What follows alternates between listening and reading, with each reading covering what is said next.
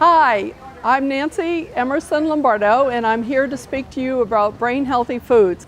I'm standing here in front of one of nature's wonder foods, mushrooms. All different kinds of fungi and mushrooms are great for our body and brain health. They help boost our immune system, and we know they're good for the brain based on Chinese medicine. American researchers are still trying to figure it all out. But in the meantime, eat your mushrooms. Try to eat several every week. One of my favorite mushrooms is portobello, and then it comes in a baby form called cremini. And these are really easy to use. You can use them anywhere you would use the more ordinary white mushroom, and they just have extra goodness in them. Did you know you could even make a pizza with portobello mushroom? You can make sandwiches because they have a lot of protein as well as all these special nutrients that only come in mushrooms. I'm standing here now in front of another set of powerhouses of brain healthy foods. They are all in the seed family. They're all a whole grain, or they're a whole seed that you can plant in the ground and grow a tree or bush. Or a plant. So let me tell you about a few of them. We have many nuts here. All nuts are good for you. I like to say every nut brings something to the table. In terms of research actually done on the brain and for showing resistance to Alzheimer's disease in mice, we have walnuts and almonds. Every time a researcher does a study on any nut, they come up with positive, good things about them. Nuts are great to help you control your blood sugar, lower cholesterol. No plant food, by the way, has any cholesterol. So you might think, oh, avocados and nuts are full of fats, but they're full of healthy fats, and you want to eat them. So here are two stars. Walnuts are full of omega-3s, which your brains are made out of, so you need to eat them, both in plant form and in fish form. And then almonds are known to have plenty of vitamin E, which you also need to protect your brain cells from deterioration. Now I'm also standing next to one of my favorites is brown rice. You should try to dispense with any kind of white product in your life, be it white bread, white flour, white rice. They're not good for you anymore. You need the extra antioxidants that comes from the whole grain. And among all the brown rices, the basmati rice usually comes out the best if you haven't liked what you've tried so far. I'm also standing near, I really prefer to cook my beans from scratch, but they can take a while. So if you're looking for canned beans, try to get a low sodium brand like Eden's. The beans are full of fiber. They also help lower cholesterol and protect your blood sugar. And every study that's been done of groups of foods to protect the brain finds that they all have either beans or lentils or other things in what's called the legume family. And I'm standing here right next to, there's a whole variety of lentils. Lentils are great because they can cook within a half an hour to 40 minutes. So you can make a whole meal, like a lentil stew or soup. Just add some vegetables, add lots of herbs and spices. They absorb a lot, and you will have a whole meal in less than an hour. And lots of leftovers too, because a package like this could feed 20 people. Now, just behind me a little bit is quinoa, one of the ancient grains that we are rediscovering. It's a complete protein and comes in both white and red. The Incas lived on it, and now we're rediscovering it because it has no gluten in it. Many people are now gluten sensitive. And so we love this grain because it also cooks in only 10 or 12 minutes, imagine. And you can make a whole dish, again, a meal in a dish, by adding your favorite vegetables, add some mushrooms. If you do eat meat or chicken, you could put some chicken in it, you could add shrimp, and you've got a whole meal. Very delicious, very quick. And then, right here, I have some coconut. People might not think of coconut as being a seed, but it's a rather giant seed. And both the milk is really great for you. It's full of electrolytes. You should, if you're ever worried about being dehydrated, you can drink coconut milk and you'll be all set. And then the coconut meat, whether it's dried like this, handy to use in confections and cooking. You can use it actually with vegetables and make more like a Thai-style stir-fry. Or you can eat the whole coconut if you have a strong arm and a hammer. This segment is about the most important part of a brain healthy nutrition program. It's spices and herbs. And there are a gazillion ways why this is important. The number one is that they are the most powerful antioxidants on the planet. You think blueberries and berries are great for you in terms of high antioxidant value? They don't hold a candle to herbs and spices. 1 teaspoon of cinnamon is worth nearly a cup of blueberries in terms of your antioxidant needs. Most spices also are powerful anti-inflammatory agents, which is one of the things you want for your brain and your body. Inflammation is behind every chronic disease that we know on the planet, and it's partly because our diet is no longer the way our bodies were made to eat food. And we need every help we can get to lower the amount of inflammation in our body. And all these spices and herbs, these are just a few of what's available to us, are really, really key. So let me tell you about a few of them. One of the most powerful is ginger.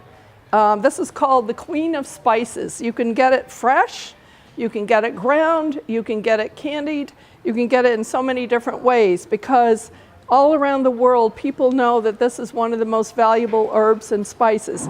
Now, most people know that it is very good for your digestive system, and that's important because if your digestion isn't working right, you're not absorbing the nutrients that you need from all the other wonderful foods that hopefully you're eating.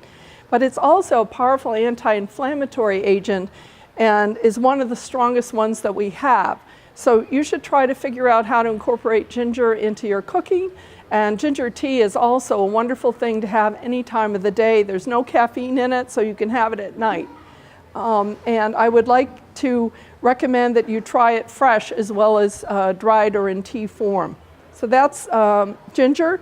It's the king of spices is turmeric. So whenever you see turmeric, you can't hide it. It's a very mild flavored spice. So you can use it in a lot of things, but you can't hide it because of the beautiful orange color. It's one of the key things in curry, so is ginger. And I'm going to tell you about another spice in a second.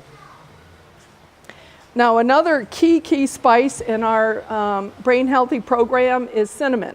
Cinnamon is one of the most important spices on the planet. Remember that people tried to figure out a way to get around the world. A lot of the world's discovery was looking for cinnamon and ginger and the other spices. Why? In ancient times, it was used to preserve food. These are bug killers. Every single spice and herb will kill bacteria, viruses, and other microbes. So that was one reason they were used, but also it was because of their antioxidant power and health benefits from their anti-inflammatory action. We only know that in recent research. Now, cinnamon has been shown in clinical trials to actually lower blood sugar and lower cholesterol by a significant %. And then most recently, we found that it actually has direct action to protect the brain. It actually prevents one of the problem proteins implicated, say, in Alzheimer's disease is called beta amyloid. It clumps together and it causes problems. And cinnamon has been shown in mice models to actually prevent that clumping process and get rid of excess A-beta in the brain. So I would recommend eating a half a teaspoon to 1 teaspoon a day. You don't want to overdo it. A lot of things that are good for us food-wise, you don't want to eat in excess. Like you would not want to eat more than a couple of tablespoons, but who would want that much cinnamon? That counts for another important thing is to eat variety, because you want to eat a variety. While cinnamon is great for you, so is cloves, so are curries. Curries are wonderful compilations of different spices. Each one is a powerhouse. So if you like combinations of spices, go for it. Now, I'm also standing in front of some examples of really important herbs. So let me point out a few of them. Here is rosemary. Now, some herbs are very, very intense tasting. And the more intense an herb, the more full of goodness it is for you. You may not be able to eat a whole lot of it, but you could eat a little bit every day. And just touching this, I feel the aroma of this beautiful rosemary. Rosemary and oregano, 2 very intense spices from the Mediterranean, happen to be very powerful anti-inflammatory agents as well as antioxidants. So they're a great one to use in any kind of cooking. And also marinades. You can use a lot of spices and marinades, soups, stews. Just use about 10 times as many spices and herbs as you ever imagine. Now, another one I want to point out is sage. Sage has actually been shown in clinical trials in Iran, brain health researchers there, and they've looked at sage, they've looked at lemon balm, and other spices, and have found that they actually promote the same important neurotransmitter in our brain for memory that the key Alzheimer drugs on the market do today. And how much safer is it to use sage, lemon balm, and other herbs and spices. Now what's interesting, even though these all look very different, and I'm holding up something familiar to most of you, it's peppermint. They are all in the mint family, and it might seem odd to you to think rosemary's in the mint family. Well, they're all kind of relatives. Each one, though, has different antioxidants, different nutrients. So you should be trying to have some of all of them over the course of a week. And here's another really key herb called basil. There is an actual version called holy basil, which is a key anti-inflammatory, and used actually for spiritual health in the Far East. And all of its relatives, including the common basil here, are really, really good for us. And then another very common herb that most of us don't think of as medicine, it's parsley. So I recommend using a little parsley in just about everything you cook.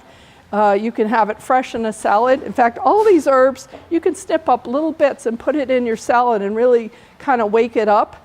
Parsley you can use more than some of the others because it's very gentle tasting spice, and most people don't realize this is a powerful diuretic and will help keep your blood pressure down. Now, the other reason for to use all these herbs, here's cilantro, another really great herb and wonderful tasting, is that they provide flavor. If you use these for flavor, it will help you keep down the amount of sugar and salt. Salt is only bad for you if it raises blood pressure. It's high blood pressure that's dangerous for the brain, not salt itself. Salt is necessary to life. Sugar, however, again, you want to take in your sugar in its natural form that our ancient ancestors would eat, like a piece of fruit or in a whole grain or nut. There's a little bit of sugar in all those things. That's the way you want it. When you start using refined sugars, like high fructose corn syrup is one of the worst, you're putting too much sugar into your body. And guess what? The brain lives on sugar, and it turns out that if you don't put it in a gentle form where it's fed to the body and brain in very slow, even manner, it actually starts destroying your brain. And there's been recent research that shows how much faster our Alzheimer mice will deteriorate if they're fed sugar water instead of plain water. And guess what? Sugar also raises your cholesterol level all by itself. Even though there's no cholesterol in sugar itself, it upsets the delicate balance of our own bodies and causes us to make excess cholesterol. So you really sugar is really one of the things you want to really keep control of if you really value your brain as well as your body. One of the things we found out about sugar is it's pro-inflammatory. So it's one of the agents that's wrecking our American diet because we get too much of it. So I want to conclude with, think about all the different flavors that herbs and spices bring to us. This is why we want to eat them. We want our healthy food to taste good. We want it to be delicious. And this is one of the best ways to do it, because every bit of flavor that we're getting from an herb or spice is actually helping our body be stronger, fight oxidative stress, fight inflammation. And actually, a lot of these have been shown to be very powerful anti-cancer medicines as herbs, and they're gentle. One thing I didn't mention earlier on is that things like Alzheimer's, we now know, starts 2 or 3 decades. This is scary. 2 or 3 decades before we see symptoms that anybody would notice. And so you want safe foods, safe methods of protecting your brain for decades. And those methods are to think of our food as our best protected for our health, for our brain health, for our body health, and our emotional health and our cognitive health. And they're gentle ways of just having a delicious life and taking good care of ourselves.